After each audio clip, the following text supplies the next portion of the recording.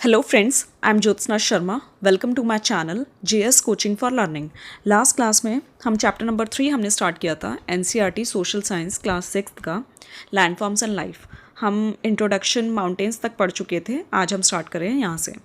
Most of the world's mountains are grouped in mountain ranges such as the Himalayas in Asia, Alps in Europe, Andes in South America. Some of these ranges stretch for thousands of kilometers. तो इन्होंने बताया है कि जितने भी mountains होते हैं वो लगातार जब एक के बाद एक माउंटेन्स हैं तो वो एक ग्रुप बना लेते हैं जिसे हम माउंटेन रेंजेस कहते हैं। कुछ माउंटेन रेंजेस के इन्होंने नाम दिया हुआ है, जैसे एशिया में हिमालयाज़, यूरोप में एल्प्स, साउथ अमेरिका में एंडीज़। ये आपको तीनों के नाम याद रखने हैं। And figure shows pictures of 6 mountains of the world. Figure brings them together to give a visual impression of their relative heights from top to bottom. Mount Everest, Kanchenjunga are the two highest peaks of Himalayan range. Mount Aconcagua, South America की is the highest peak of the Andes. Mount Kilimanjaro, Eastern Africa की isolated mountain that is not part of any range.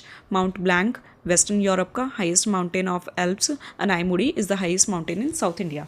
इन सब के आपको नाम ध्यान रखने हैं। इस पैराग्राफ में इन्होंने बताया कि इन्होंने बॉटम से लेके टॉप से बॉटम तक जितने भी माउंटेन रेंजेस है उन सब की हाइट्स के बारे में आपको दिखा रखा है, सो दैट आप अंदाज़ा लगा पाओ कि कैसे कैसे हाइट की माउंटेन्स है अलग अलग रेंजेस में, अलग अलग जगहों पर। एंड इन्होंने कुछ माउंटेन्स के नाम दे रखे हैं जो आपको याद रखना है। एशिया की हाईएस्ट पीक है mount Everest, and Kanchenjunga India की हाईएस्ट पीक है। माउंट एकांगुआ साउथ अमेरिका की जो एंडीज़ माउंटेन रेंज है उसकी हाईएस्ट पीक है mount एकांगुआ। And Kilimanjaro eastern Africa में है। माउंट ब्लैंक जो है वो यूरोप की जो एल्प्स है माउंटेन रेंज उसकी हाईएस्ट पीक है। अनाईमुड़ी साउथ इंडिया की सबसे हाईएस्ट पीक है। Mountains with the tall and sharp peaks like the Himalayas are relatively young, which means that they were formed recently in the Earth's history, but that is still millions of years ago. Shorter and more rounded mountains and hills like the Aravalli Range are much older and have been rounded by erosion. Sometimes, as with the Himalayas, upliftment as well as the erosion continue to this day.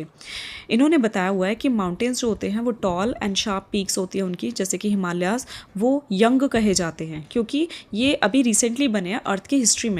जबकि recently का मतलब ये नहीं है कि ये कल परसों बने हैं, जबकि मिलियंस ऑफ ईयर्स अगो बने हैं।